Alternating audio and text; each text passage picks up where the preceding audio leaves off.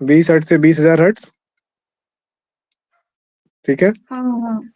20,000 सीटी जो हम लोग बजाते हैं, तो ऐसे पतला जो एकदम पी ऐसे करके जो आवाज होता है, तो जितना पतला आवाज होगा ना, महीन, जो कान को एकदम लगता है एकदम पर्दा फाड़ देगा, उसका ज्यादा फ्रीक्वेंसी होगा, हाइयर फ्रीक्वेंसी। एक पॉइंट के बाद क्या होगा, वो सुनाई पड़ना बंद हो जाएगा, तो इसका मतलब वो 20,000 हर्ट्ज के ऊपर है। तो उसको जो है ना जानवर सुन सकते हैं।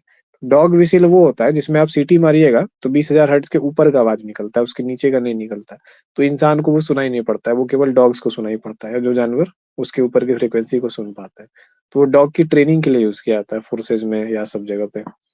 या ऐसे भी आप घर में डॉग ट्रेनिंग के लिए यूज कर सकते हैं। तो इससे क्या होगा, अगर आप भूखने टाइम उसको डॉग विसिल से करते हैं तो आपको हल्ला भी नहीं करना पड़ा, और डॉग से। हालांकि इसका दुरुपयोग भी होता है कई जगह पे, डॉग विसिल का बहुत ज्यादा, और सेफ्टी के काम में भी आता है। जैसे मान लीजिए आपके पास डॉग विसिल है ना, और आपको रात बेरात जो है कहीं पे जाना पड़ रहा है और बहुत खतरा आपके सामने उत्पन्न हो गया, ब्लिंक मार मार के कई बार डॉग विसिल बजाइए, सारा कुत्ता आपके आसपास जमा हो जाएगा।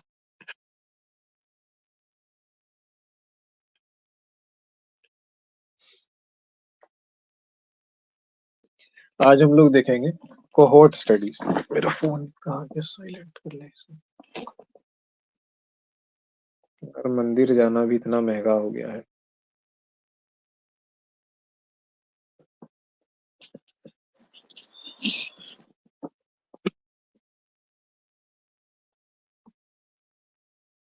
कोहोर्ट स्टडीज के बारे में हम लोग जानेंगे। तो सबसे पहले देखते हैं कि कोहोर्ट स्टडीज में कोहोर्ट क्या चीज है। कोहोर्ट एक शब्द है, उसका मीनिंग जो है।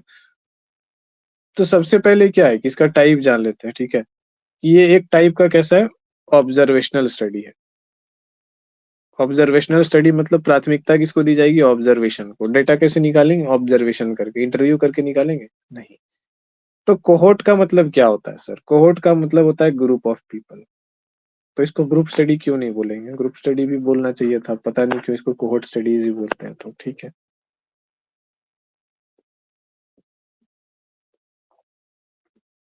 अब इसमें दो तरह की कोहोर्ट स्टडीज होती है, लेकिन पहले हम लोग क्या करते हैं कि कोहोर्ट स्टडीज में क्या करता है, ग्रुप स्टडीज है, ठीक है। ग्रुप स्टडीज नहीं, ग्रुप ऑफ पीपल कोहोर्ट का मतलब होता है। तो हम क्या करेंगे, इसमें जो हमारा सब्जेक्ट होगा वो क्या होगा, एक सब्जेक्ट होगा नहीं। अगर कोहोर्ट स्टडीज की बात आ रही है तो ग्रुप ऑफ पीपल होंगे, ठीक है। लोगों का एक समूह होगा, और उसको ओवर द टाइम, ठीक है। टाइम के लिए क्या हम लोग यूज करते हैं, टी सिंबल यूज करते हैं फिजिक्स में, है ना, टी। तो ओवर द टाइम जो है हम लोग क्या करेंगे, उसको ओवर द टाइम, जैसे ये मतलब ये तिरछा जो ऊपर गया मतलब टाइम बढ़ रहा है, ठीक है। और कोई भी चीज बढ़ती है, अगर मान लीजिए जैसे सिंबॉलिक रिप्रेजेंटेशन में हम नोट्स बनाने में यूज करते हैं, आप लोग भी यूज कीजिए, क्योंकि नोट्स जितना एक बार देख के समझ आया उतना अच्छा है। जैसे कोई चीज एकदम तेजी से बढ़ती है, ठीक है, या एकदम बढ़ती है ऐसे, तो इस तरीके से देते हैं। और कोई चीज ना तेजी से ऐसे गिरती है, मतलब कोई चीज बढ़ी है या घटी है, कोई चीज में बढ़ोतरी हुई है घटोतरी हुई है, उसको ऐसे एरो से दिखाते हैं हम लोग, ठीक है। ये हो गया। अब कोई चीज समय के साथ धीरे धीरे बढ़ता है तो उसको इस तरीके से तिरछा एरो करके, ठीक है, ये समय के साथ धीरे धीरे बढ़ रहा है। समय के साथ धीरे धीरे घटेगा तो तिरछा एरो ऐसे करके नीचे दिया रहेगा, ठीक है। उसके बाद जो है एक ये होता है, समय के साथ बढ़ता है, थोड़ा सा ऐसे घटता है, फिर ऐसे। ये ये वाला एरो का मतलब है कि वो ग्राफ टाइप का है, ठीक है। समय के साथ थोड़ा बढ़ते, इसमें क्या दिख रहा है कि ओवरऑल बढ़ती बढ़ोतरी हो रही है, ठीक है। ओवरऑल अगर देखिएगा शुरू से अंत तक में, तो इनिशियल पॉइंट यहाँ है, फाइनल पॉइंट यहाँ है। तो ओवरऑल अगर देखिएगा तो बढ़ती होगा, लेकिन बीच बीच में क्या होगा, अप डाउन भी होता है। तो उसमें जो है ना इस तरीके का एरो का यूज किया जाता है हमेशा, ठीक है। इस तरीके का एरो का यूज, थोड़ा सा ब्रेक लेकर के एरो।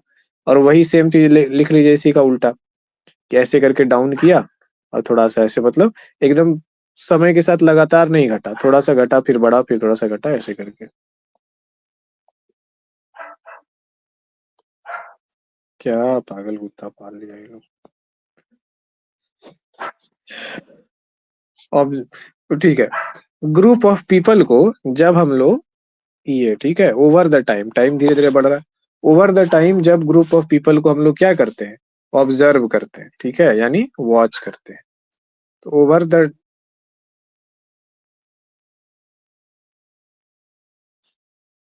ठीक है, तो उसी को हम लोग क्या करेंगे, कोहोर्ट स्टडीज करेंगे। हम लोग क्या कर रहे हैं, ग्रुप ऑफ पीपल को ओवर द टाइम वॉच कर रहे हैं।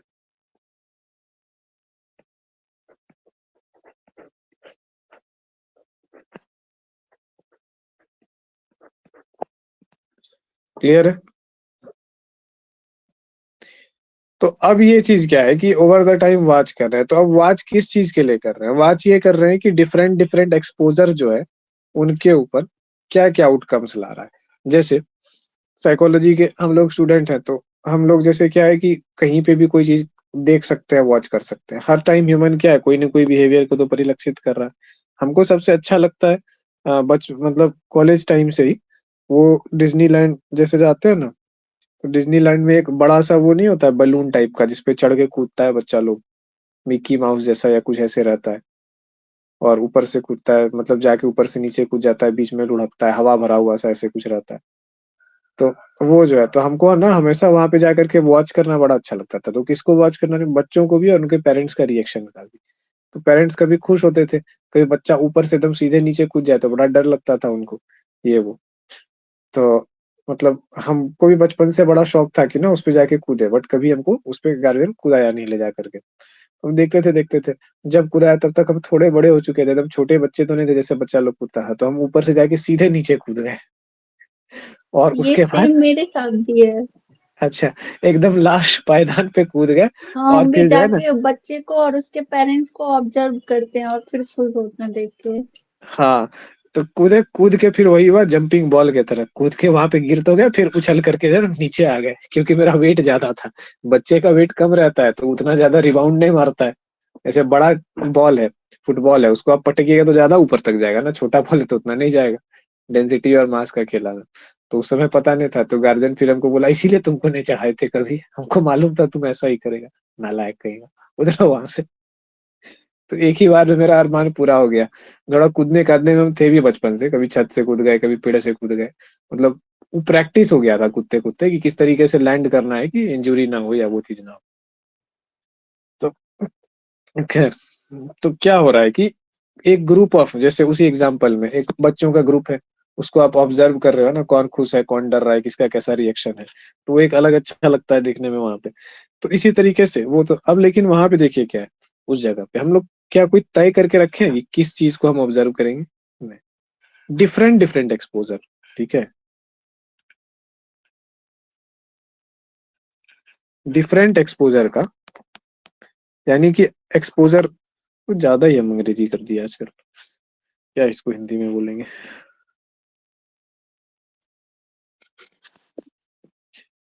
अलग अलग एक्सपोजर का मतलब ऐसे, आप गए बच्चा में ना, कोई बच्चा खेल रहा है पार्क में, कोई उधर से आवाज आ रही है, कोई दूसरा बच्चा आ रहा है उधर से, तो अलग झूला है, सीटी बज रहा है, मेला है, तो उस जगह पे क्या है, माइंड के लिए बहुत सारा एक्सपोजर है, ये भी वो भी वो भी वो भी। तो बच्चे लोगों को क्या होता है, कलरफुल ऐसे चीजें पसंद आती है। वो तो आप लोग देखिए डिज्नीलैंड में, इस सब में क्या होता है, बच्चों के अट्रैक्शन के लिए किड्स प्ले स्कूल है, पार्क है, तो ब्राइट रंगों का उपयोग किया जाता है, बच्चों को खूब ये लगे। तो डिफरेंट डिफरेंट एक्सपोजर्स क्या होते हैं, डिफरेंट डिफरेंट आउटकम्स लाते हैं। तो हम लोग देख रहे हैं बैठ करके कि क्या क्या होने से क्या हो रहा है। अब जैसे देखते होंगे कलेश, ठीक है, बहुत लोग को कलेश देखने में बड़ा मजा आता है। तो पार्क वार्क में गया, कहीं पे कलेश हो रहा है, दो आदमी लड़ रहा है, तो चारों तरफ जो है ना आदमी एकदम जमा हो गया, एकदम जमा होके खड़ा होके देख रहा है, कोई कुछ बोल रहा है, सब देख रहा है, जेब में हाथ देख रहे हैं। तो क्या है कि कलेश वॉचिंग जो है बड़ा बढ़िया लगता है।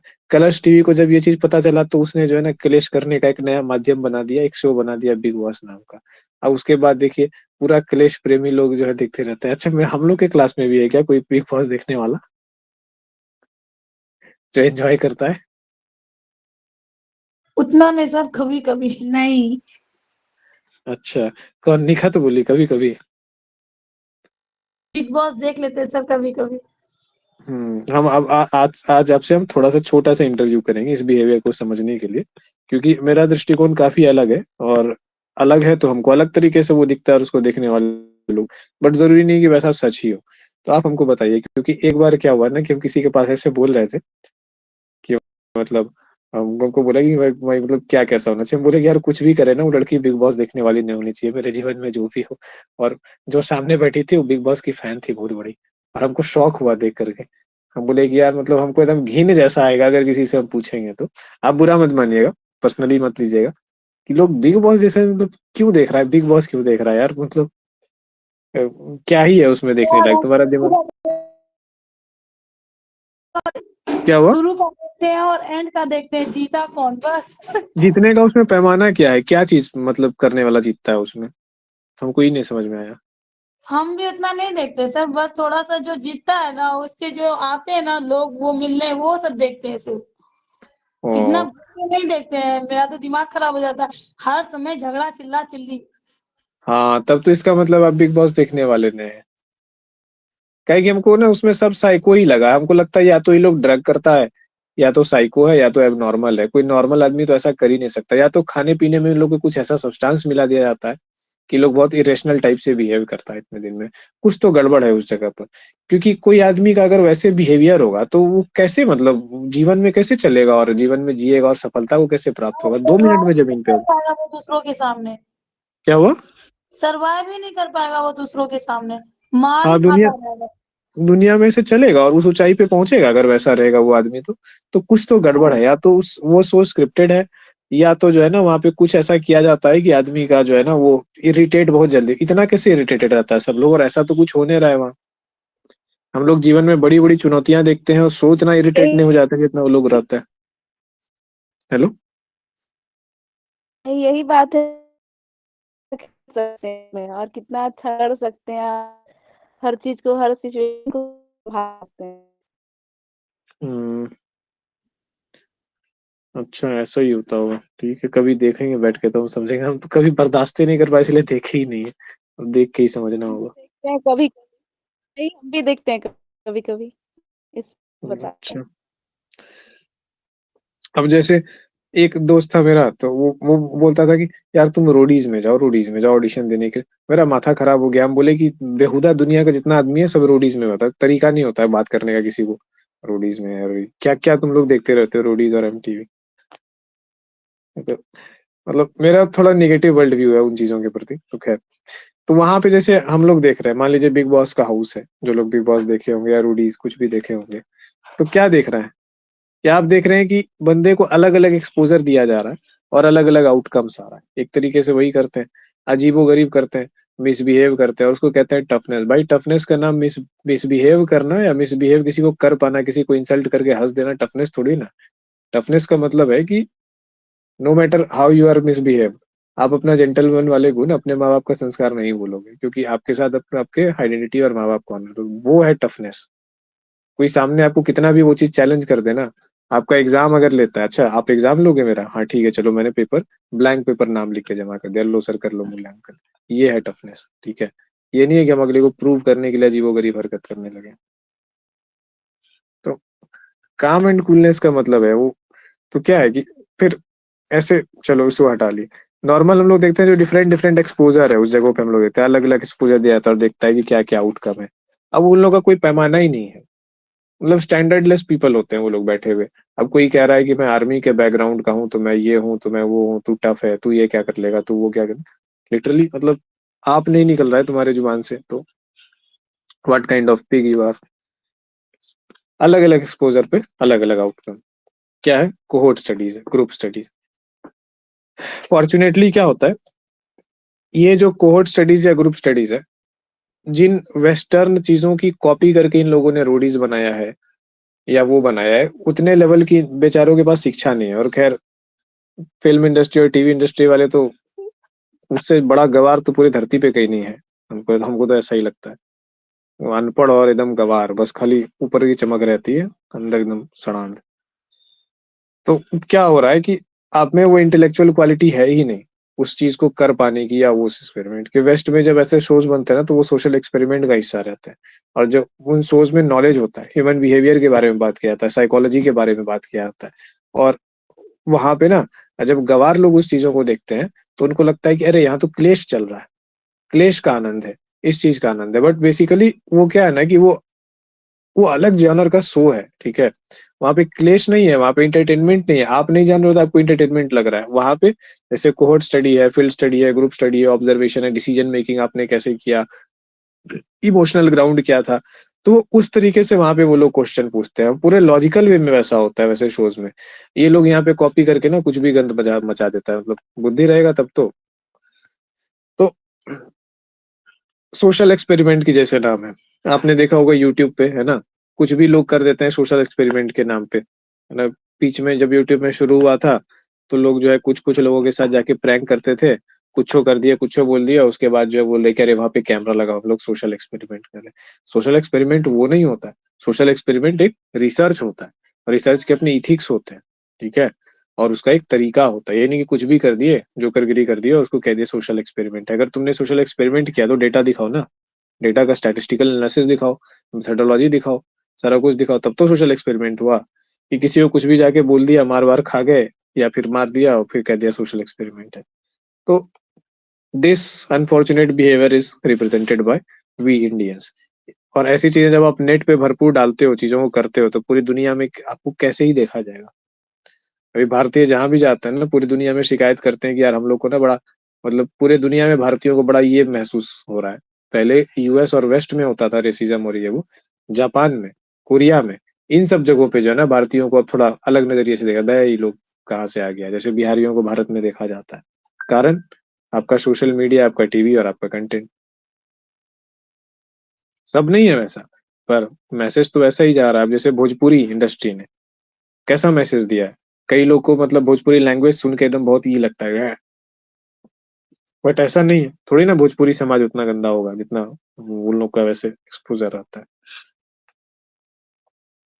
तो हम लोग क्या कर रहे हैं, अलग अलग एक्सपोजर, अलग अलग आउटकम्स डिफाइंड है, कौन सा स्टिमुलस दे रहे हैं, कौन सा रिस्पॉन्स दे रहे हैं, नहीं। कोहोर्ट स्टडीज तो मेनली कोहोर्ट स्टडीज ऐसा क्यों है, क्योंकि ये ऑब्जर्वेशनल स्टडीज है। ऑब्जर्वेशनल स्टडीज में हम लोग शुरू में देखे थे कि क्या होता है, फ्री फ्लो ऑफ डेटा होता है ना। डेटा जो है कुछ भी मिल रहा है, कहीं से भी मिल रहा है, एकदम प्राकृतिक नेचुरल सेटिंग में जो है मिल रहा है, बहुत सारे डेटा मिल सकते हैं, है ना, रिच डेटा मिलता है। तो यही इसका जो है कोहोर्ट स्टडीज का वो चीज है। अब कोहोर्ट स्टडीज कहाँ का ज्यादा यूज होती है, एक एपिडेमियोलॉजी में। अब एपिडेमियोलॉजी क्या है, ये दो शब्दों से बना है। लॉजी तो समझ रहे बायोलॉजी में होता है, और ये एपिडेमियो, एपिडेमियो का मतलब है इपीडेमिक। इपीडेमिक का मतलब है ऐसी बीमारी जो, जैसे कोरोना एक एपिडेमिक था, ठीक है, ऐसी बीमारी जो कि लंबे टाइम तक रहती है, बड़े स्तर तक जो है ना प्रसार हो जाती है, ठीक है। नहीं, कोरोना एक पैंडेमिक था जो सब जगह फैल गया, ठीक है। इपीडेमिक क्या होता है, इपीडेमिक का मतलब होता है ऐसा रोग जो कि नॉर्मली एक्सपेक्टेड होता है ना, उससे बहुत ज्यादा बढ़ गया, एकदम फैल गया। उसको हिंदी में क्या बोलेंगे एपिडेमिक को, छुआछूत तो नहीं बोलेंगे इसको।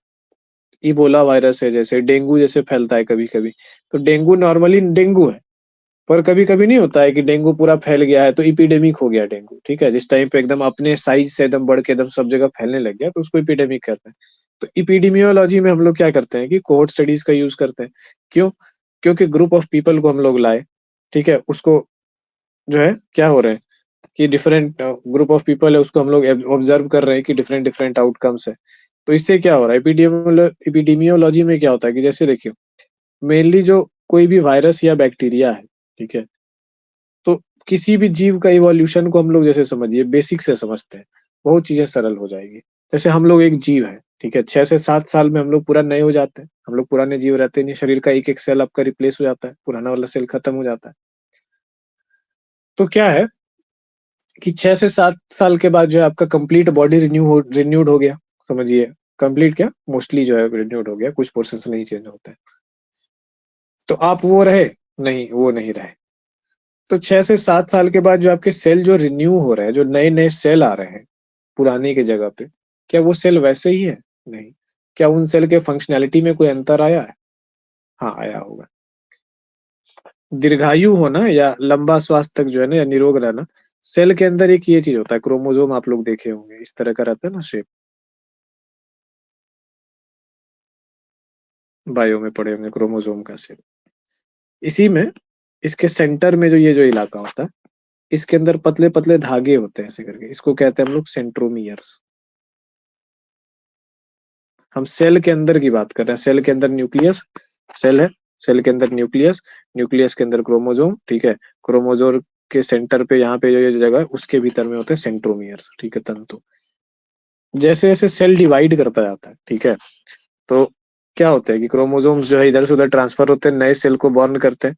तो जैसे ही सेल डिवाइड करते हैं तो क्या होता है, ये जो सेंट्रोमियर है ना, पतला पतला धागा, इसकी ये डिवाइड के साथ ना ये कम होता जाता है, इसका लेंथ कम होता जाता है, यही है बुढ़ापा, ठीक है।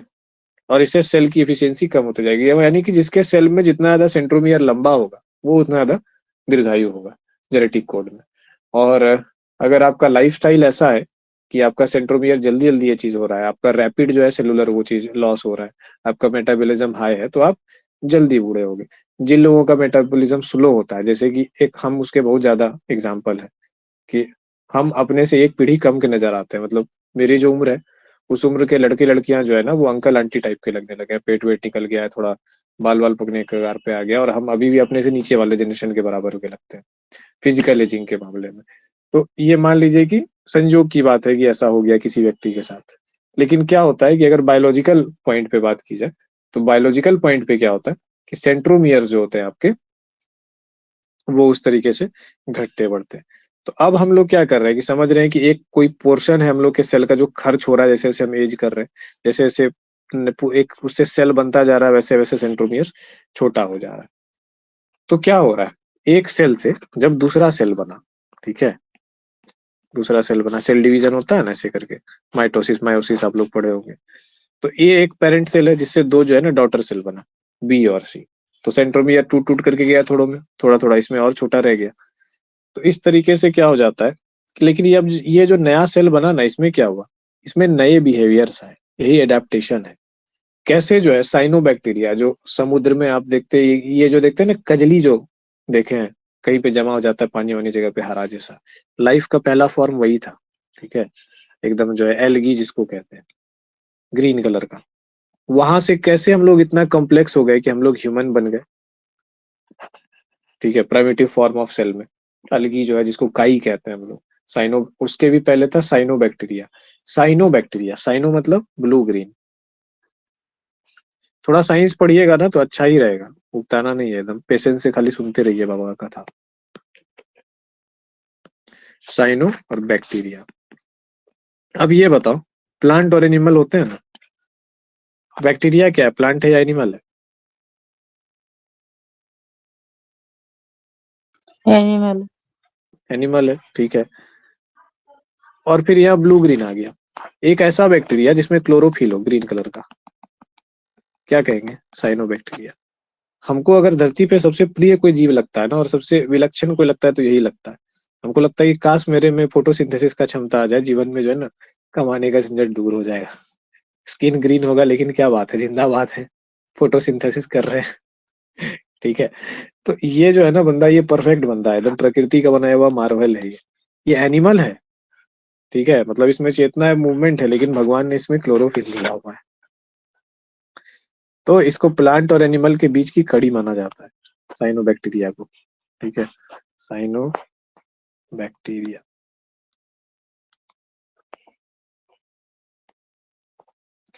तो अब क्या हुआ, इससे यहाँ पे जब कड़ी है यानी कि एक पॉइंट है, हम लोग का एक ऐसा एंसेस्टर है जब एक सेल था वो उसमें फोटोसिंथेसिस था, यहाँ से धीरे धीरे क्या हुआ, डिफरेंशिएशन हो गया, जैसे जैसे इवोल्यूशन के क्रम में हम लोग आगे बढ़ते गए तो चीजें धीरे धीरे जाकर के डिफरेंशिएट होता गया, ठीक है। डिफरेंशिएट होता गया तो क्या हुआ कि इधर से जो है ना कुछ ऐसे सेल्स बने जो ग्रीन थे लेकिन उनमें मोबिलिटी नहीं थी, यानी कि मूव नहीं कर पाते थे। फिर यही लाइन जो है आगे बढ़ते बढ़ते ये क्या हो गया होगा, प्लांट बन गया होगा। और ये वाला लाइन जिसमें कि ग्रीन नहीं था, ठीक है, ग्रीन नहीं था, ये क्या हो गया, एनिमल सेल में तब्दील हो गया समय के साथ साथ। इसको लिखना होगा सर? नहीं, इसके गलत समझिए, लिखिए मत, इसके आगे सेल का कहानी है और सेल से इवोल्यूशन का कहानी है, इवोल्यूशन से आगे बढ़ करके इवोल्यूशन से जा करके हम लोग ऑर्गेनिज्म पे आते हैं, ऑर्गेनिज्म के बाद पॉपुलेशन पे आते हैं, और जैसे पॉपुलेशन पे आते हैं साइकोलॉजी शुरू हो जाती है। लेकिन साइकोलॉजी शुरू कहाँ हुई है? साइकोलॉजी या कोई भी चेंज यहाँ से शुरू हुआ है, सेल से शुरू हुआ है। सेल का जो बिहेवियर है, ठीक है, जो हमारे छोटे सेल का बिहेवियर है, वही तो बड़े रूप में रूपांतरित होकर के एक ह्यूमन बिहेवियर के रूप में आता है ना। तो अगर आप बिहेवियर को सेलुलर फॉर्म पे समझे हुए हो, तो उसका सेलुलर एक्सप्लेनेशन न्यूरो न्यूरो जो साइकोलॉजी, उसमें क्या पढ़ते हैं हम लोग? ह्यूमन बिहेवियर के सेलुलर और केमिकल बेसिस को पढ़ते हैं कि उस बेसिस पे क्या हो रहा है वहां पे, उसको बिहेवियर को एक्सप्लेन करते हैं। सोशल साइकोलॉजी में क्या करते हैं? उसी को ग्रुप के स्केल पे पढ़ते हैं। तो पूरी साइकोलॉजी में बिहेवियर को ही पढ़ रहे हैं, क्या स्केल अलग अलग है, ठीक है। इसीलिए तो इस स्केल को नोट करना जरूरी नहीं है, ठीक है, ये नहीं पूछेगा, इसको समझना जरूरी है, ताकि हम आगे के स्केल और बिहेवियर को एकदम इनहेरेंटली समझ पाए। सोचो कि आप अपने बॉडी का एक यूनिट के बिहेवियर को समझते हो, केमिकल सिक्रीशंस ये वो, तो फिर ह्यूमन बिहेवियर को समझना कहाँ बहुत ज्यादा मुश्किल हो जाएगा। बहुत सारे पर्सपेक्टिव होंगे आपके पास देखने के लिए, तो प्रॉब्लम सॉल्व कर पाओगे। एनिमल्स पे आ गए हम लोग। तो ये एनिमल्स जो आए, अब बताओ कि यहाँ से जो यहाँ जो आए, इस ये जो क्या बोलते हैं, ये जो पेरेंट सेल से लेकर के इस रास्ते में आए, ये जो बीच का मार्ग था, ये क्या था? यहाँ पे ऐसा क्या हुआ जिसने बदलाव कर दिया कि ऊपर जो ए एक पेरेंट फॉर्म है, वो बी और सी जो है फॉर्म्स में आ गया? कुछ तो हुआ होगा ना। यही है इन्वायरमेंट। हमारे साइकोलॉजी में भी है ना, ये डिबेट है, इसको कहते हैं हम लोग, ठीक है, जेनेटिक वर्सेस इन्वायरमेंट का डिबेट ऐसे करके हिंदी में, कि ये कि आदमी का बिहेवियर किससे निर्धारित होता है? जेनेटिक से निर्धारित होता है, उसके जेनेटिक मेकअप से, तो जेनेटिक इंफॉर्मेशन वो लेके आया है, या फिर इन्वायरमेंट का कुछ हिला करके। तो ये बहुत लंबी डिबेट चली बहुत टाइम तक। और लोग क्या है कि सबसे बड़ी दिक्कत क्या मतलब प्राचीन समय की बात थी, तब ज्ञान परंपराएं भी उतनी विकसित नहीं हुई, और वेस्ट की तो उतनी थी भी नहीं। सब लोग अपने अपने ज्ञान को लेकर लड़ जाते थे। जबकि ज्ञानी व्यक्ति का पहचान क्या है? वो पहले दूसरे के ज्ञान को सुनना चाहता है, समझना चाहता है कि क्या पता मेरे जो गैप है, मेरा जो लैक है या कुछ है, वो उसको वो एड्रेस कर रहा हो। लेकिन वेस्ट में तो विवाद की परंपरा है, तो खैर हम जो कह रहे हैं वही सही। तो बेचारों ने क्या किया ना, आपस में डिबेट बना दिया, नर्चर, हाँ इसको कहते हैं, बड़ा अच्छा इंग्लिश में वर्ड है, nature versus nurture debate. Nature versus nurture. Nurture का मतलब होता है परवरिश, ठीक है, यानी इन्वायरमेंटल फैक्टर्स फैक्टर। नेचर मतलब क्या हो गया? जो आपका बिल्ड है, जेनेटिक, बायोलॉजी। व्यवहार किससे होता है? तो दो खेमे में लोग बैठ गए, कहने लगे नहीं इससे होता है। नेचर वाले लोग इधर कहने लगे, नर्चर वाले लोग इधर करने लगे, और हम दोनों को देख करके हंसते थे कि भाई तुम लोग थोड़ा सा जेनेटिक्स क्यों नहीं पढ़ लिए? जेनेटिक्स जब पढ़ोगे तो पता चलेगा कि बनाम का रिश्ता नहीं है, साथ का रिश्ता है। इस बीच में ये जो ये कभी है ना 100 करोड़ साल पहले था, ठीक है, इसके बाद ये 50 करोड़ साल पहले। तो इन 50 करोड़ सालों में ऐसा क्या बदल गया कि ये जो ऑर्गेनिज्म बदल गया? उसका आंसर है इन्वायरमेंट। इसका मतलब क्या है? इन्वायरमेंट किस पे असर डाल रहा है? आपके जेनेटिक मेकअप पे असर डाल रहा है।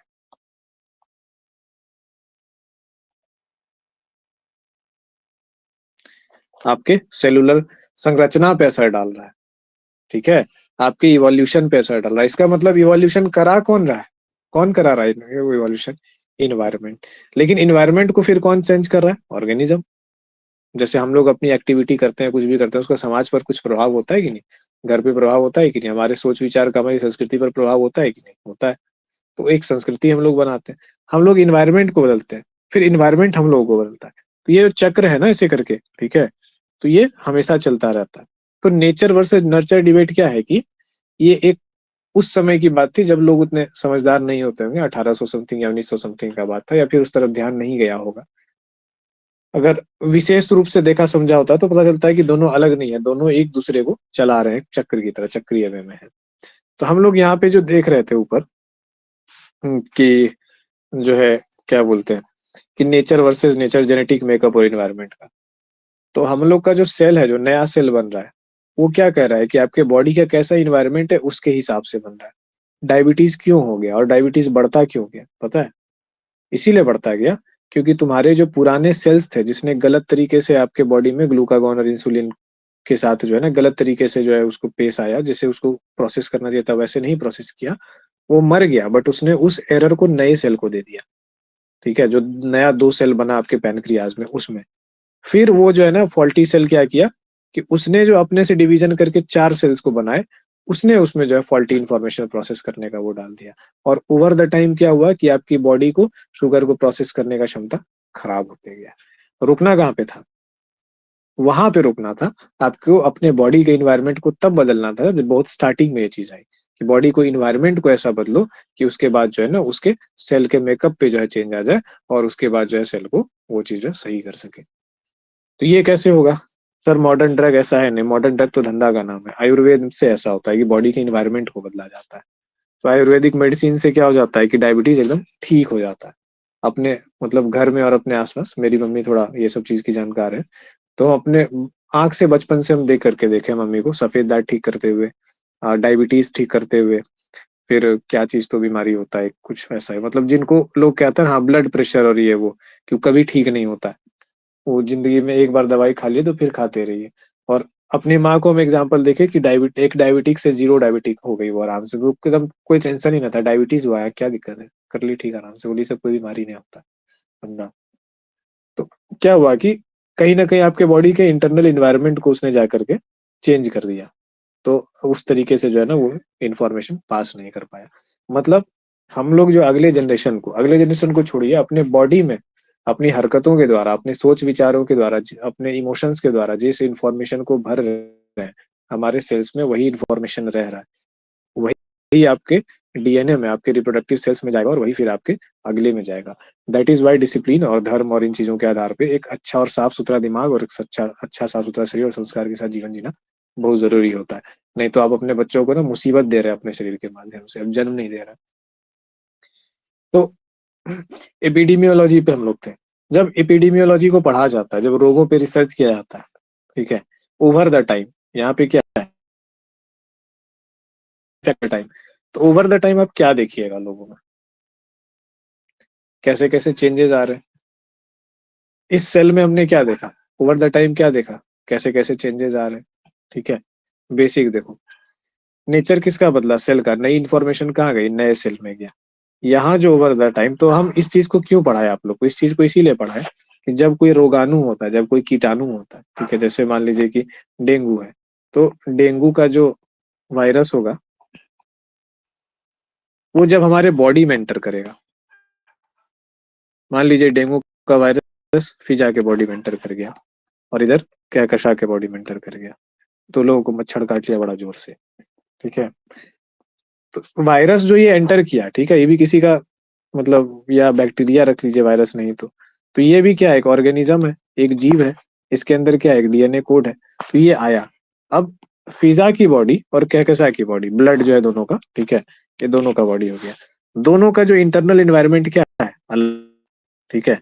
तो यहाँ पे आ गया, मान लीजिए डेंगू वायरस को हम लोग डी से डिनोट करते हैं, ठीक है, डी से, तो ये डी आ गया, यहाँ भी जो है ये डेंगू वायरस डी आ गया, लेकिन इसके आसपास का जो इंटरनल इन्वायरमेंट है, ठीक है, फिजा के ब्लड का जो ये है, या बॉडी का जो इंटरनल सेलुलर इन्वायरमेंट है जहाँ पे वो प्रवेश किया, वो और कहकशा का जो है दोनों डिफरेंट है।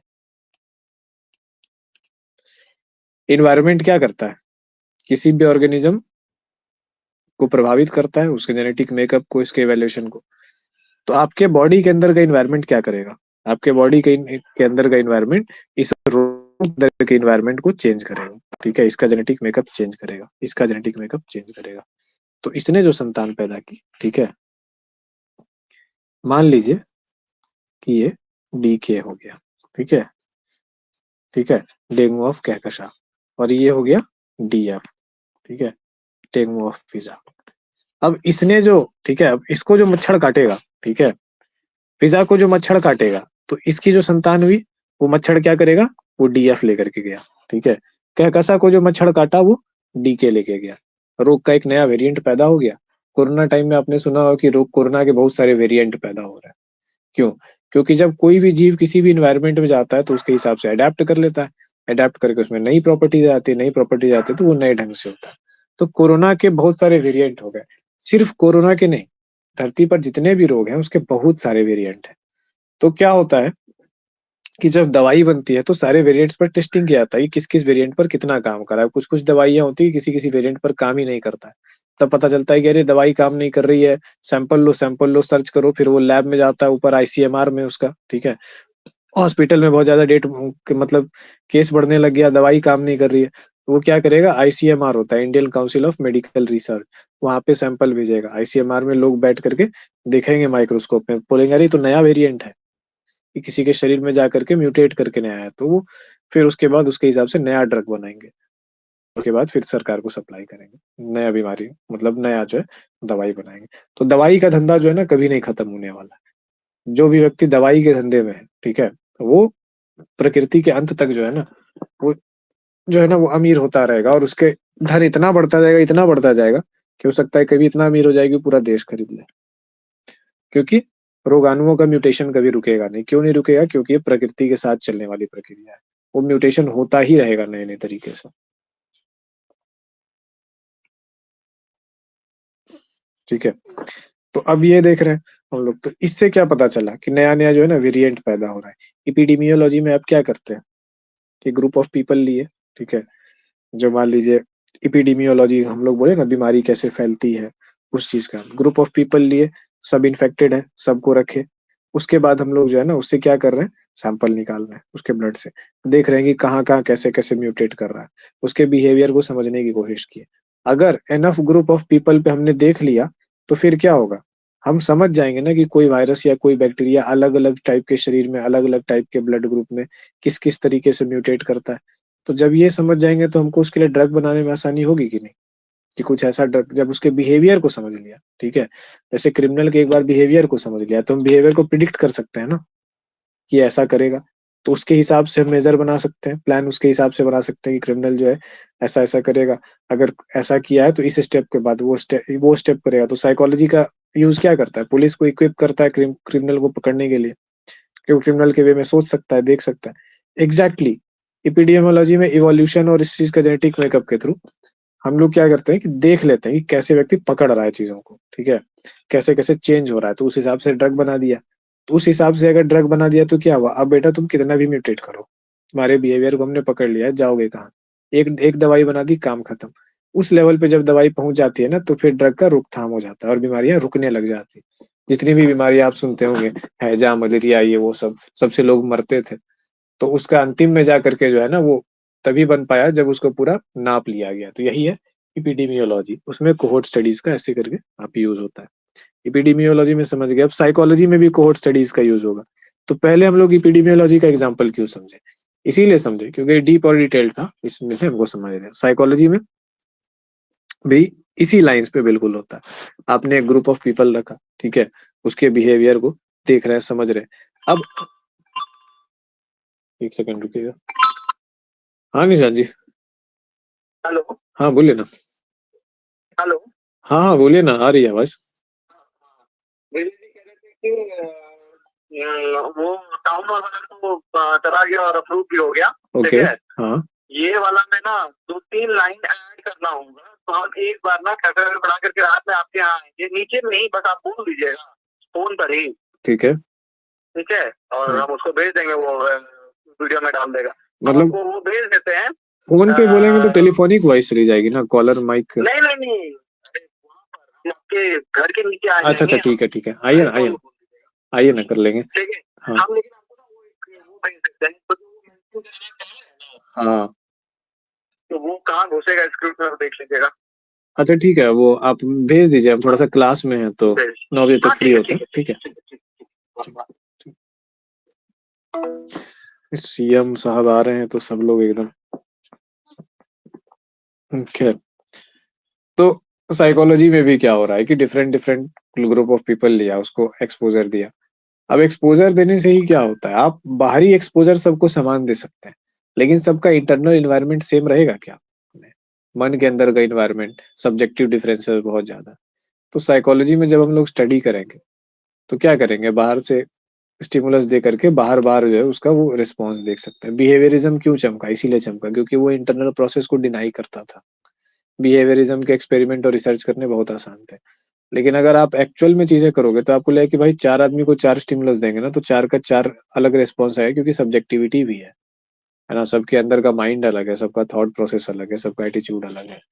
तो जब आप इस बारीकी से देखोगे तो आप क्या करोगे, स्केल लगाओगे एटीट्यूड या थॉट प्रोसेस और मेजरमेंट का, तो फिर आपको और रिच डेटा मिलेगा। फिर लगेगा कि यार थोड़ा दिक्कत है, स्टैटिस्टिक्स बहुत ज्यादा पढ़ना पड़ जाएगा, क्योंकि नॉर्मली तो स्टैटिस्टिक्स में 2 ग्रुप लेके मीन मीडियन एवरेज निकाल करके है ना, डीएफ ये सब कर लेते हैं आप लोग। पर यहाँ पे क्या होगा, बहुत सारे डाटा है, कौन डाटा किसको कैसे प्रभावित कर रहा है ना, इस तरीके से जब समझना होगा, देखना होगा, तो लगेगा कि यार चीजें तो कॉम्प्लिकेट हो गई, इसके लिए तो और स्टैटिस्टिक्स पढ़ना पड़ेगा। तो पढ़ना पड़ता है डिटेल में जा करके।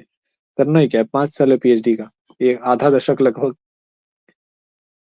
तो नाउ इसके बाद जो है ना हम लोग आते हैं इस जगह पे, क्या है,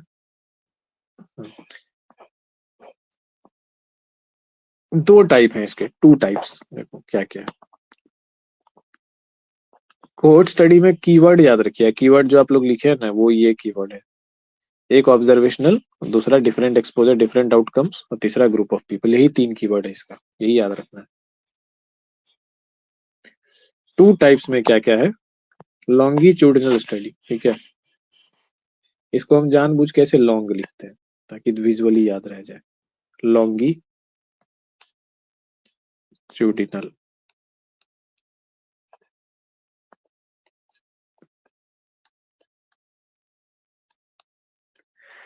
लॉन्गी मतलब लंबाई में जो स्टडीज होता है। अब लॉन्गिट्यूडिनल स्टडीज का क्या होता है, देखते हैं वो लॉन्गिट्यूडिनल स्टडीज क्या होता है, बताते हैं।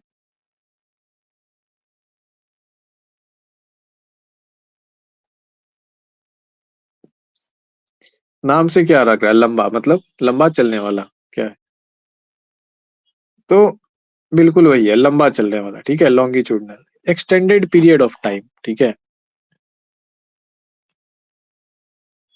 ये क्या है, टी लाइन है, टाइम का line. Extended period of time तक जो है ना वो चलेगा तो उसको लॉन्गिट्यूडिनल स्टडीज कहते हैं। जैसे सालों साल चलेगा, दशकों दशक चलेगा। जैसे आपने एक एक्सपेरिमेंट सुना होगा ना कि एक विस्कोसिटी, कोल टार की विस्कोसिटी पर एक एक्सपेरिमेंट है, वो शायद 100 साल से चल ही रहा है। उसमें यूट्यूब पे कभी कभी दिखाता है कि एक ऐसी टीप जैसा कोई चीज लिया है और वो एक बर्तन पे ऐसे रखा हुआ है और उसमें अलकतरा जो है ऐसे डाला हुआ है, और वो अलकतरा जो है ना 100 साल से टपक के यहाँ तक आया लेकिन अभी गिरा नहीं है। तो उसका जो रिसर्चर है ना वो इस जिद पे अड़ा हुआ था कि वो प्रूव कर रहा था कि अलकतरा जो होता है कोल्टा, वो सॉलिड नहीं है, वो लिक्विड है। तो लिक्विड है तो इस बात का क्या चीज होगा, तो लिक्विड क्या करता है कि वो टपकता है, तो टपक जाएगा तो लिक्विड है। तो 100 साल से वो लटकी है, अभी तक टपका नहीं, लेकिन कभी जाके टपक जाएगा वो, ठीक है। तो वो क्या है कि वो एक लॉन्गिट्यूडिनल स्टडीज का एग्जाम्पल है। किसी व्यक्ति के ऊपर सालों से किसी चीज के ऊपर रिसर्च हो रहा है ना, तो वो भी लॉन्गिट्यूडिनल स्टडीज का। तो यहाँ पे कितना टाइम हो सकता है, ईयर्स हो सकता है, यानी कि वर्षों। डिकेड्स हो सकता है, डिकेड्स मतलब होता है 10 वर्ष, दशक, दशकों तक चल सकता है, दशकों तक, है ना। तो ये क्या होगा कि ये जो स्टडीज होंगी जो दशकों तक चलेगी, टाइम का एक बहुत बड़ा फैक्टर है। तो दशकों तक जब चलेगी तो 1 दशक चल रहा है, मान लीजिए 2 दशक चला है या 3 दशक, 30 ईयर्स कोई स्टडी चल रहा है, तो क्या 30 ईयर्स में इन्वायरमेंट नहीं चेंज होगा, होगा कि नहीं होगा, इन्वायरमेंटल फैक्टर्स चेंज होंगे, हाँ। इन्वायरमेंट क्या हो रहा है, चेंज हो रहा है टाइम के साथ साथ। 30 ईयर्स में क्या हो रहा है, एक्सपोजर भी जो है वो भी जो है कांस्टेंट नहीं है। जब इन्वायरमेंट चेंज होगा तो एक्सपोजर भी क्या हो रहा है, टाइम के साथ साथ चेंज हो रहा है। तो इन स्टडीज का ट्रैक जो होता है ना, पहला 2 टाइप्स में, पहला हम लोग देखे लॉन्गिट्यूडिनल स्टडीज। तो इन स्टडीज का ट्रैक क्या जाता है, टाइम के साथ चेंज हो जाता है। सबसे बड़ी प्रॉपर्टी हुई track changes with time,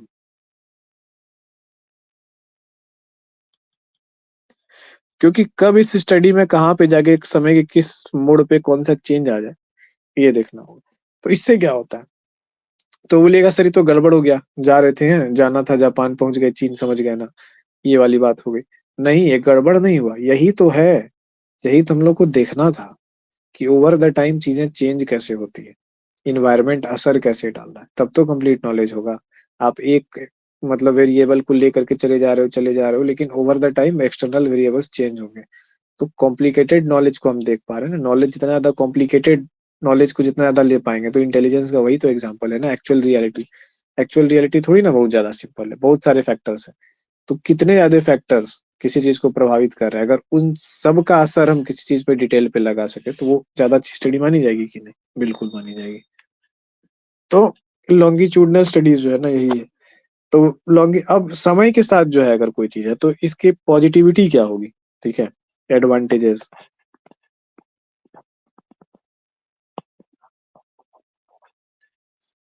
advantages हम लोग देख लेते हैं कि ये क्या करेंगे कि डेवलपमेंटल सिनेरियो में यूज होगा। जैसे चाइल्ड डेवलपमेंट पे मान लो कि आप कर रहे हो, रिसर्चर हो, तो अगर किसी का चाइल्ड डेवलपमेंट रिसर्च का विषय है तो आप तैयार हो जाइए आराम से जीवन में सीट बेल्ट बांधने के लिए, रिसर्च के लिए। क्यों? क्योंकि आपका रिसर्च चलेगा लंबा। एक बच्चा पे आप रिसर्च कर रहे हैं, फिर बच्चा युवक बनेगा, युवक से फिर बड़ा होगा, पूरे उस दौरान आप सारे फैक्टर्स को देखेंगे। तो पेरेंटिंग के ऊपर इतना कम इंफॉर्मेशन क्यों अवेलेबल है, समझे? आज के जनरेशन को पता नहीं है कि बच्चों को बड़ा कैसे करना है, तो क्या करते हैं, हाथ में मोबाइल दे देते हैं। और इतना खतरनाक चीज है, इसका मतलब आपने ऐसा एक्सपोजर उसको दे दिया जो कि आपके हाथ में नहीं है, पता नहीं क्या होगा, वो क्या सीखेगा। तो फिर आपका भी बच्चा, आपको पता नहीं हो कि वो बच्चा पता नहीं क्या बन गया। और आपको इसलिए भी पता नहीं है कि क्या बन गया क्योंकि बच्चा मोबाइल में क्या चला रहा था, क्या नहीं चला रहा था, किस दौरान खेल रहा, वो आपको भी पता नहीं है। बच्चा आपका है, पैदाइश आपका है, आप उसको नहीं जान रहे हो। बच्चा आपको नहीं जान समझ पा रहा है, क्यों? आप भी मोबाइल में बिजी थे, बच्चा भी। तो ये जो जनरेशन जो बड़ी होगी, तो इस जनरेशन के बड़े होने के बाद देखिएगा क्या होगा ना कि माता पिता को वृद्धाश्रम में छोड़ने वाले मामले इतने स्काई रॉकेट होंगे 30-40 साल के बाद। वो डेटा जो होगा ना, ये ऐसे नहीं भागेगा, ऐसे भागेगा तेज ग्राफ में। एक बहुत डरावना सच जो है ना फ्यूचर में आने वाला है, जो आजकल के पेरेंट्स जो है ना इनके सामने एक फ्यूचर में अपने बच्चों से डिस्कनेक्ट, जो इंडियन सोसाइटी की जो नींव है पूरी की पूरी खत्म। परिवार के कारण लोग हार्ड फैसले लेते हैं, क्या क्या नहीं करते हैं।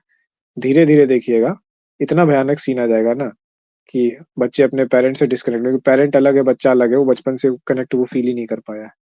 और फिर जो वैल्यूज हैं पिछले जनरेशन की वो भी बच्चे में ट्रांसफर नहीं हो पाया, है ना। वो लर्निंग पिछले जनरेशन के बच्चे में ट्रांसफर नहीं हो पाया।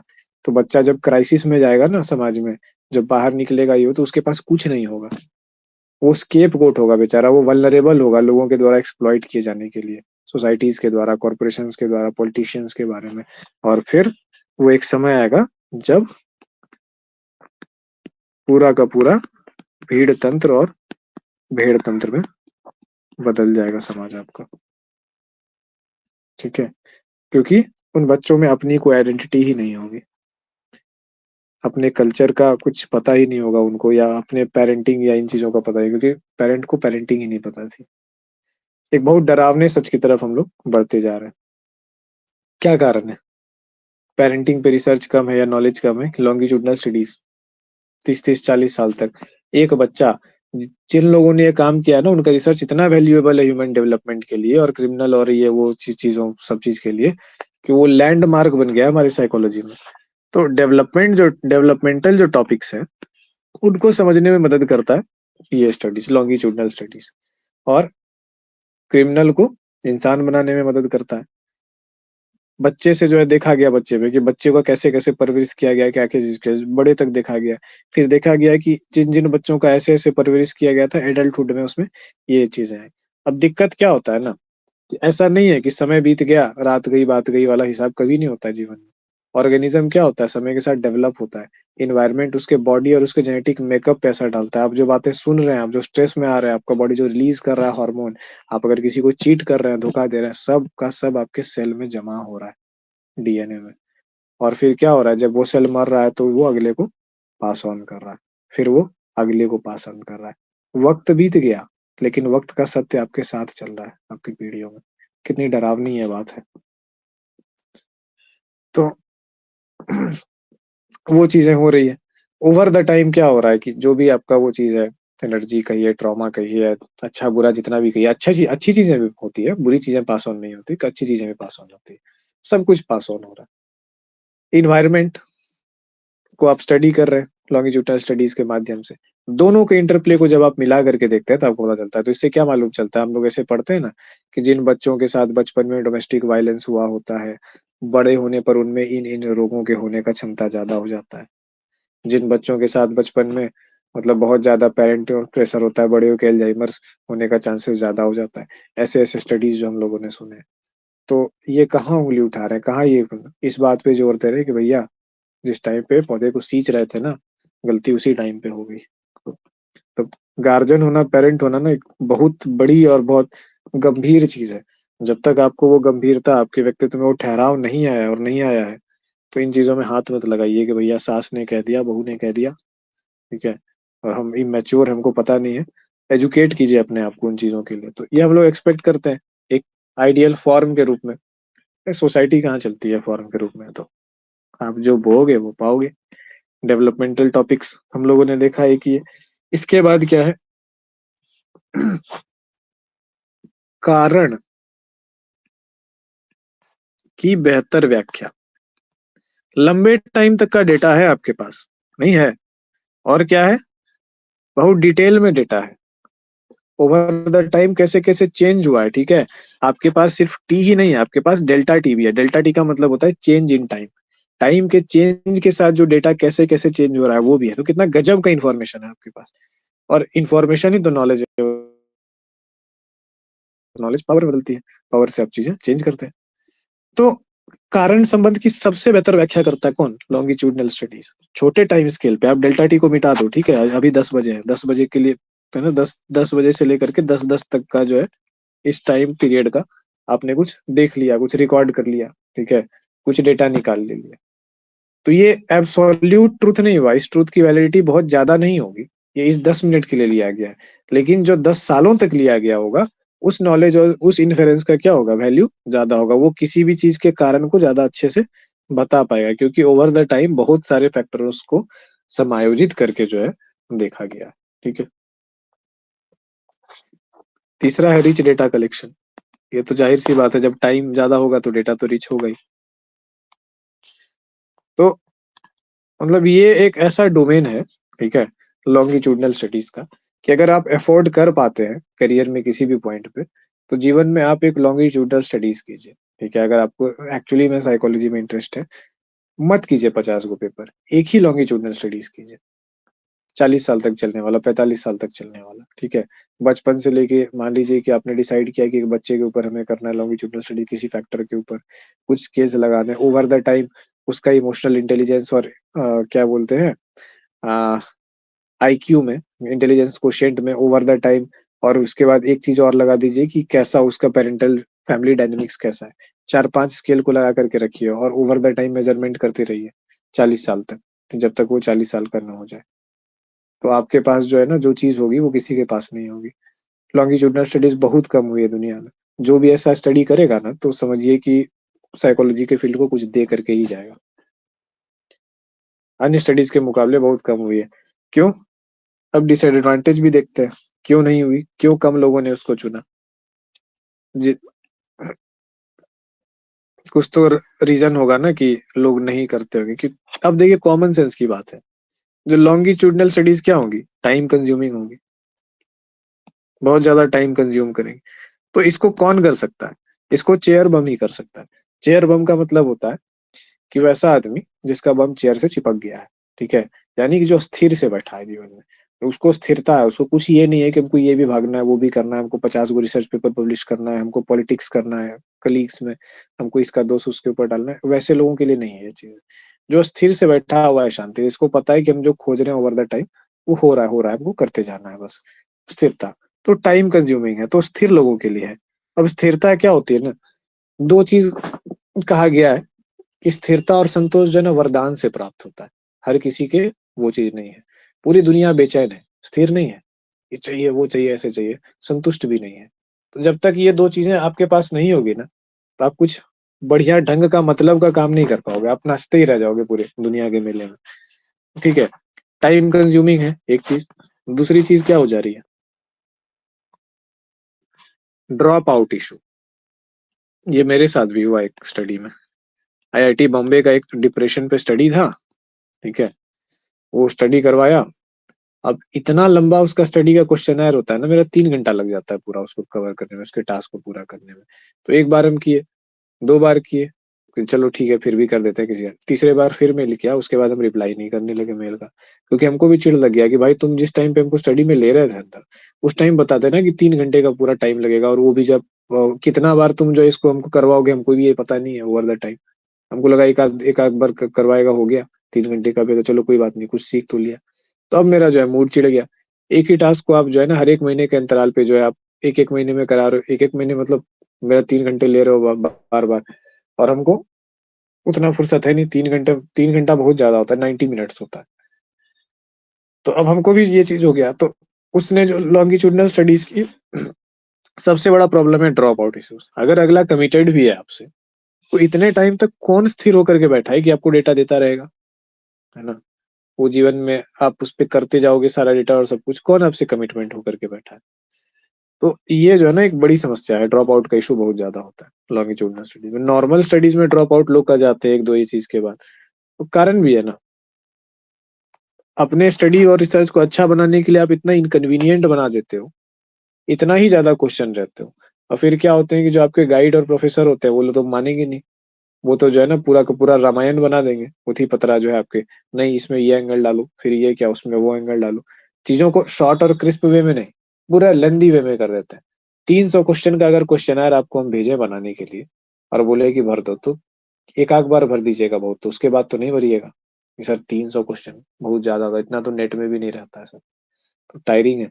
एक भरिएगा भी तो क्या कीजिएगा, बिना क्वेश्चन पढ़े जहां बनता है एबीसीडी करके ऐसे कर दीजिएगा। यही ये चीजें होती है ना इसमें लॉन्गिट्यूडिनल टाइम कंज्यूमिंग स्टडी में। अब एक चीज है कन्फाउंडिंग वेरिएबल्स। कन्फाउंडिंग वेरिएबल्स क्या होते हैं? ये पड़ोसी है, ठीक है, पड़ोस की चाची ना आकर के घर में क्लेश करवा देती है कानून फूक करके, मम्मी लोग का, मौसी लोग का, फलना तो ऐसे बोल रही थी, फलना के घर में तो ऐसे हो गया। घर में सब सही से चल रहा था, ठीक है, तो घर में सब सही से चल रहा था, ठीक है। हम ऑफिस में शाम में आते हैं, तो पता चला, पता ही नहीं चल रहा है कि पड़ोस वाली चाची का आवागमन मेरे घर में ज्यादा हो रहा है, ठीक है, ये पता ही नहीं चला। जब तक पता चला तब तक पुरुष को 3 महीने हो गया था, वो भी बच्चे के द्वारा पता चला किसी कहानी में। तो पता चला कि जो है चाची 3 महीने से रेगुलर आ रही है। कलेश का सोर्स मालूम चल गया, घर में असंतोष का सोर्स मालूम चल गया। अभी तक घर के सभी जनों में बहुत ज्यादा संतोष था कि हाँ सब कुछ बढ़िया से चल रहा है, अब क्या हो गया, असंतोष अचानक से पैदा होने लगा। गार्जियन ने समझ लिया कि वो असंतोष का सोर्स जो है ना बगल से आ रहा है, पड़ोसी के यहाँ से। तो उसने बोला कि भैया तुम क्या है, तुम्हारा मतलब बगल वाली चाची क्या है, मतलब बार बार आके जा रही है। तो जिसको बोला गया उसने क्या किया, लोनलीनेस का बहाना दे दिया कि हम क्या करें, हमको समझने वाला कौन है, आई एम तो लोनली वुमन, ठीक है, I am so lonely broken angel. तो वो गाना गा दी।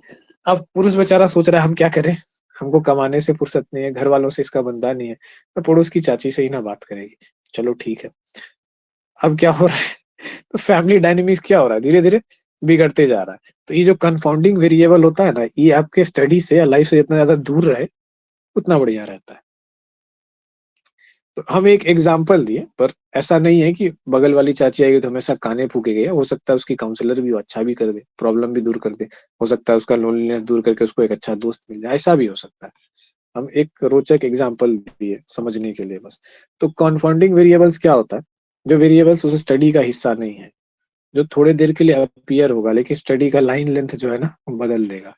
तो ये जो है ना पड़ोस की आंटी, यही है कन्फाउंडिंग वेरिएबल, ठीक है। तो ये एक डिसएडवांटेज है कि लॉन्गिट्यूडनल स्टडीज में क्या होता है, कन्फाउंडिंग वेरिएबल्स बहुत ज्यादा होते हैं। जैसे कि आपने देखा होगा कि पेरेंट्स का जो है, कोई भी धरती पे कोई ऐसा पेरेंट्स नहीं होगा, मतलब धरती पे नहीं, इंडिया में तो, जो ये बात सुन के बहुत खुश होगा कि वाह मेरे बच्चे तुमने किसी से प्रेम कर लिया, चलो मैं तुम्हारी शादी करा देता हूं, तुम कितने अच्छे हो, तुमने किसी से प्रेम कर लिया, इतना अच्छा चीज किया जीवन में, है ना। कभी कभी भी किसी भी पेरेंट के माइंड में ना पहला थॉट ये आ ही नहीं सकता। क्यों नहीं आ सकता? क्योंकि जब आप सैंपल ऑफ प्रेम विवाह उठाओगे तो ऐसी ऐसी चीजें देखने के लिए मिलेगा ना कि प्रेम से विश्वास उठ जाएगा आपका, ठीक है। तो लगेगा कि भाई ये तो बहुत डरावना सीन है, तो कोई भी पेरेंट नहीं चाहता है, डर लगता है उसको कि नहीं चाहता है कि बच्चे को वहां पर वैसे भेज दें। सबसे ज्यादा जो है ना मतलब एक्स्ट्रा मैरिटल अफेयर जो है लव मैरिज में जाकर के मिलता है भाई, जबकि थ्योरेटिकली टेक्निकली सबसे कम वहां पे होने चाहिए थे। डेटा कुछ और कह रहा है, ठीक है। सबसे ज्यादा ब्रेक होने के चांसेस वहां पे मिलते हैं, जबकि इतना ज्यादा फोर्स और अट्रैक्शन था तो ब्रेक तो नहीं होना था, साथ रहने वाली बात थी। अरेंज मैरिज से भी सब ज्यादा सफल रहा। तो पेरेंट जो है ना, वो सब कुछ कर देंगे लेकिन आपको लव मैरिज कर देंगे, क्योंकि उनको डर बैठा हुआ है अंदर कि भैया कोई ठिकाना नहीं होता, ऐसे लोग अपने मन से ये लोग करता है, उससे बढ़िया हम लोग करो, 4 आदमी का दबाव रहेगा, कुछ गड़बड़ हुआ तो दबाव देके सही रख पाएंगे। तो कितना सही होता है गलत होता है इस पे तो हम नहीं जाएंगे, लेकिन क्या होता है, कंफाउंडिंग वेरिएबल्स हमेशा आपके इक्वेशन को खराब करते हैं। भले ही आपका जो है ना आदमी या औरत जो भी जिसके साथ है आप, वो बहुत सही हो, बहुत अच्छा हो, लेकिन कंफाउंडिंग वेरिएबल जो है ना मार्केट बहुत खराब करके रखा हुआ है। तो यही है इसका। ओवर द टाइम क्या हो रही है, ओवर द टाइम चीजें आते आते आते चीजें इतनी चेंज हो जाती है कि इसको दिक्कत हो जाता है करने में। अब की फीचर्स इसका देख लेते हैं, मुख्य विशेषताएं।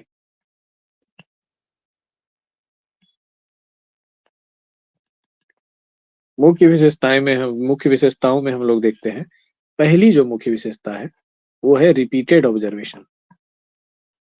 ये तो देख के ही समझ में बोल रहे थे उस टाइम पे, है ना, तो बस वही बात है, इसको तो एक्सप्लेन करने की जरूरत नहीं है। मान लीजिए कि आपने फैमिली रिलेशन के लिए यूज किया, आईक्यू यूज किया, और इमोशनल क्वोशिएंट का यूज किया, और पेरेंटिंग स्टाइल, 4 चीज का यूज किया। तो ओवर द टाइम आप जो देख रहे हैं तो 4 चीज का आपको डेटा मिल रहा है। एक बच्चे के ऊपर 40 साल तक देखे तो पता चला कि उसका कैसे एडल्ट के रूप में विकास हुआ, क्या हुआ, रिपीटेड ऑब्जर्वेशन। अब जैसे क्या होता है, मान लो जिस बच्चे को बचपन में मदर का सुख नहीं मिला, ठीक है, ग्रो करता गया, उसको मदर से न केयर मिला न सुख मिला, मदर उसकी वर्किंग वुमेन थी या फिर एक लापरवाह औरत थी, कुछ भी थी, तो उसका जो अटैचमेंट का नीड था वो कहीं पूरा हुआ नहीं हुआ। तो अटैचमेंट का नीड उसका कहीं पे पूरा नहीं हुआ, वो बंदा बड़ा हो गया, ठीक है, वो एक यूथ में एक अडल्ट में कन्वर्ट हो गया। अब उसको मदर वाली क्वालिटीज जिस वुमेन में दिखी, जो वैसे दिखने में लग रही है या उसमें जो क्वालिटी वैसे दिख रही है, वो उसकी तरफ जो है ना सबकॉन्शियसली अट्रैक्ट हो गया, ठीक है, और उसको मदर वाला रिस्पेक्ट दिया, ठीक है, उसको माँ बोला, भगवती माँ बोला, या ऐसे वैसे कुछ भी जो है वो वाली चीज में दिया उसको, वैसे वे में उसको देखा। फिर क्या हुआ कि वो कैसे देख रहा है, वो कौन से गैप को फुल मतलब ये कर रहा है, ये देखिए, उसने उस तरीके से उसको देखा। उसका पर्सपेक्टिव कहाँ से डिटरमिन हुआ कि आपको मदर से जो है वो चीज हुआ। अब उसके बाद उसको जो अटैचमेंट होगा उस लड़की से, एकदम बेटे जैसा प्यार और अटैचमेंट होगा। मतलब कहते हैं ना कि माँ को बेटे से ज्यादा कोई नहीं प्यार कर सकता, अपने संतान से ज्यादा, उस तरीके से होगा, एकदम मन का साफ और ऐसे वैसे करके, मतलब डिवाइन लव वाला उसका हिसाब उसके मन में जागेगा। कहाँ से आया, उसका स्टाइल क्या होगा अटैचमेंट का, एंग्सस अटैचमेंट स्टाइल होगा, एंग्जाइटी। अगर वो उसको अपने आसपास नहीं पाएगा, ठीक है, या 2 दिन 3 दिन उससे बात नहीं होगी, झगड़ा हो गया, तो पूरा इसका जो है ना इसके बॉडी में चेंज आने लगा। वही चीज होगा जो एक बच्चे में जब उसको आता हो आया हुआ करता होगा बचपन में एकदम, कि मदर ने आसपास, हार्ट बीट बढ़ गया, पूरे सेरोटोनिन और ये सब जो है ना न्यूरोट्रांसमीटर का पूरा ये हो गया, डर लग रहा है, कांप रहा है, कसक रहा है, एकदम कपस रहा है, सब कुछ उसको 20 25 30 साल का जो भी एज है उसको वो चीज फील होगा, पूरे बॉडी में वैसा फील होगा, वही एंग्जाइटी, वही एंक्ससनेस, सब कुछ फील होगा। तो एंग्जस अटैचमेंट स्टाइल से वो उससे अटैच हो गया। अब अगर लड़की थोड़ी पत्थर दिल है या कुछ भी है या ऐसे वैसे है जो भी है, अब तो, या फिर नहीं, उसके उसको चाहिए कि हाँ चलो मेरा मन भर गया, अब हमको नहीं है तुमसे प्यार, चलो हम जा रहे हैं, टाटा गुड बाय, तो इसका क्या होगा पता है, ये चीज के चांसेस बहुत ज्यादा बढ़ जाएंगे इसके। एक ही जगह था खुशी का, दुनिया में एक ही सुख मिला, जो माँ से नहीं मिल पाया था वो वहां से मिला, वो भरोसा मिला, वो ताकत मिला, वो सब चीज मिला, और वो खत्म हो गया। वही एंग्जाइटी, वही सब चीजें रिसरफेस। खत्म कुछ भी नहीं होता है, सिगमंड फ्राइड वही कहता है ना, कुछ भी खत्म नहीं होता है। इसीलिए ये इम्पोर्टेंट, जब बहुत जरूरी है कि आप किसी के अंदर क्या डाल रहे हो, किसी के ऊपर आपका क्या प्रभाव पड़ रहा है, इसके प्रति जागरूक होना बहुत जरूरी है। आपके शब्दों का प्रभाव, आपके एक्शंस का प्रभाव। नहीं तो क्या करेंगे आप, चलता फिरता जो है ना ट्रॉमा सेंटर है, सबको ट्रॉमा बांट रहे हैं, सॉरी ट्रॉमा गिवर है, ट्रॉमा सेंटर नहीं है, ट्रॉमा सेंटर तो ठीक करता है। तो एक चीज हमने देखा कि रिपीटेड ऑब्जर्वेशन, तो अब ये जो है ना बार बार ओवर द टाइम रिपीट हो रहा है। तो उस बच्चे को आपने बचपन से देखा कि इसका जो है ना मतलब मदर ने सही से केयर नहीं किया, ये वो किया, अब वो बड़ा होकर के एक ऐसे व्यक्ति में बदल गया जिसमें एंग्शियस अटैचमेंट है। जैसे कोई माँ को प्यार करता है वैसे भी किसी को प्यार करेगा तो एकदम माँ की तरफ प्यार करेगा, ऑल आउट एकदम पूरा ऑल इन होकर के चला जाएगा, एकदम पूजा करने लगेगा उसकी। लेकिन दुनिया है क्या, कहते हैं ना कि मतलब प्रेम तब की बात है जब मकान कच्चे हुआ करते थे और लोग सच्चे हुआ करते थे। ये आज की बात, प्रेम आज नहीं होता है लोगों को। आज जो होता है ना वो अलग, जो भी हो, बट प्रेम नहीं होता। तो अब ऐसी दुनिया में बेचारा वो बच्चा बड़ा होगा तो क्या ही होगा, कितना उसका बैंड बजेगा सोचिए उस सच्चे आदमी का, लड़का हो या लड़की हो, कोई भी हो। तो रिपीटेड ऑब्जर्वेशन, हमने देखा ना कि जब बार बार एक ही चीज को हम ऑब्जर्व करते हैं तो हम उस पैटर्न को देख पाते हैं, सबसे बड़ा ये चीज है। दूसरी चीज है टेम्पोरल एनालिसिस। अब ये क्या है सर, नाम बड़ा अजीब अजीब है।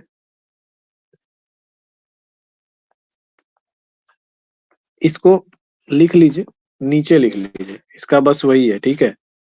कारण संबंध एवं उसके पैटर्न्स।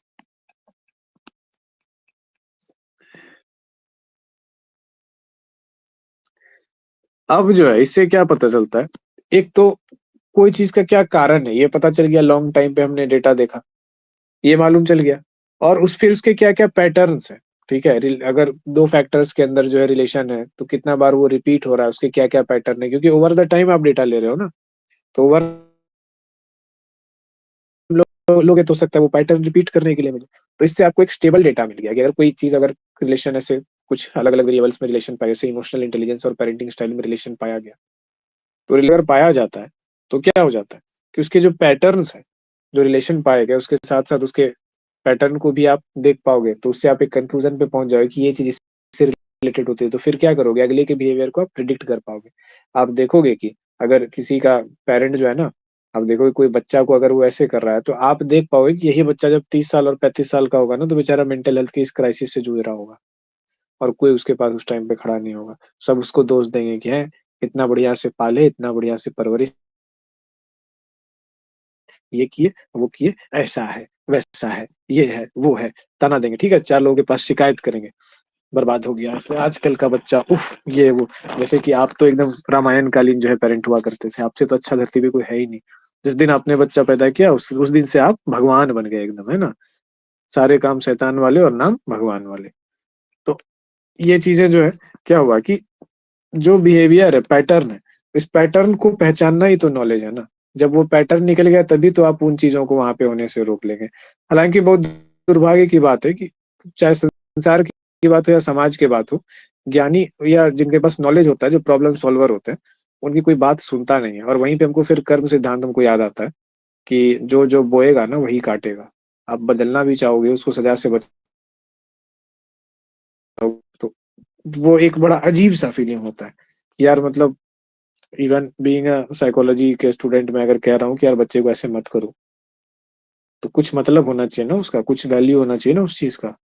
गार्जियन तो मतलब, मेरा बात तो छोड़ दो, अच्छे अच्छे काउंसलर और पेरेंट को, नहीं नहीं उन्हें होता, ऐसा कुछ नहीं होता, ये सब हवाई बात है।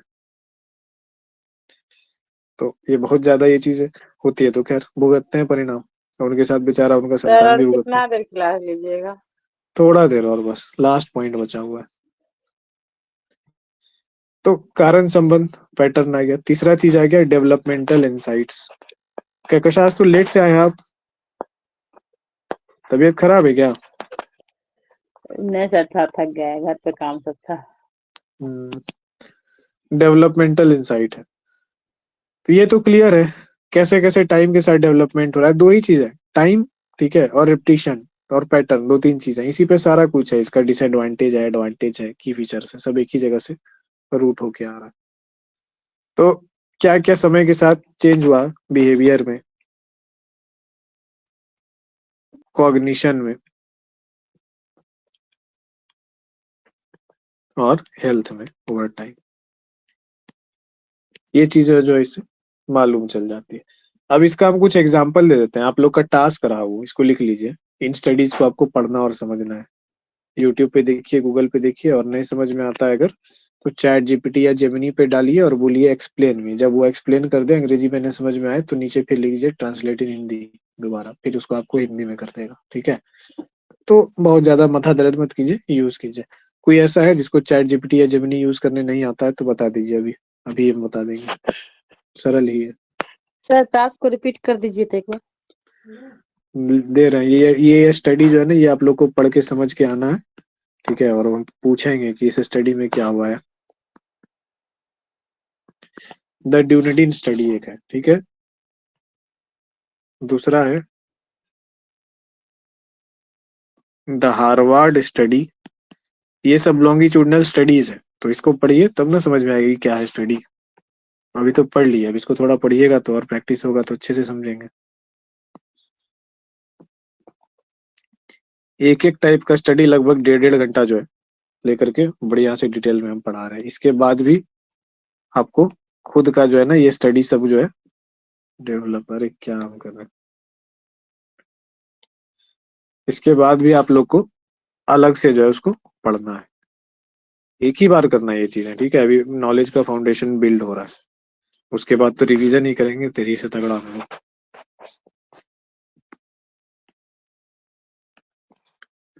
वो वाला काम जो है ना मत कीजिएगा शॉर्टकट मारने का, कि जो यूट्यूब पे देख लिए 1 घंटा में 4 तरह का स्टडीज बता दिया, इन आउट कुछ पता ही नहीं चला, 21 टाइप के कंडीशन में किस टाइप की स्टडी करते हैं, प्लस क्या है माइनस क्या है एडवांटेज क्या है। सर तब क्योंकि यूट्यूब में ना देखेंगे तब कहाँ देखेंगे इसको, गूगल पे? ने कह रहे हैं कि मतलब शैलो स्टडी मत कीजिए, इन डेप्थ कीजिए। एक स्टडी का टाइप उठाइए, जैसे हम पढ़ाए ना, एक दिन सिर्फ उसको दीजिए, उस स्टडी के बारे में कब यूज किया जाता है, कौन कौन एग्जाम्पल है, कितना एडवांटेज है। एक दिन में अगर आप एक स्टडी भी अगर देख लेते हैं ना, तो 1 महीने में आपका 30 टाइप का स्टडी जो है कवर हो गया।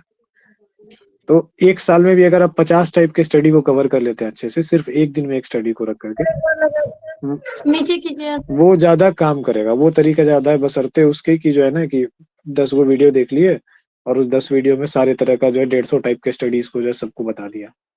ज्यादा नहीं होगा, बहुत मैक्सिमम अगर आपको छत तोड़ देना है ना, इतना ऊंचा बढ़ना है तो 50 के लिए 50 दिन, दैट्स ऑल। उतना भी नहीं जाएगा, 20 बहुत हो गया नेट एग्जाम के लिए, 20 से 22 टाइप के स्टडीज। तो जैसे एक दिन में हम एक ये पढ़ाए, पीछे फिर आप जा करके इन स्टडीज को पढ़िएगा, तो आपके अंदर ना रच बस जाएगा पूरा ये मेथड रिसर्च का और स्टडी का, ये वो चीज। तो फिर नेट का क्वेश्चन में दिक्कत नहीं होगा इन चीजों से। समझने वाला पोर्शन यही सब है, बाकी तो फिर थ्योरी है और नॉलेज है, तो पढ़ते पढ़ते हो ही जाएगा। तो ये आप लोग देख लीजिए। अब इसके बाद हम ये भी दिखा देते हैं कि कैसे चैट जीपीटी या जेमिनी से आप लोग इसको पढ़ेंगे, अगर जिनके पास नहीं है तो।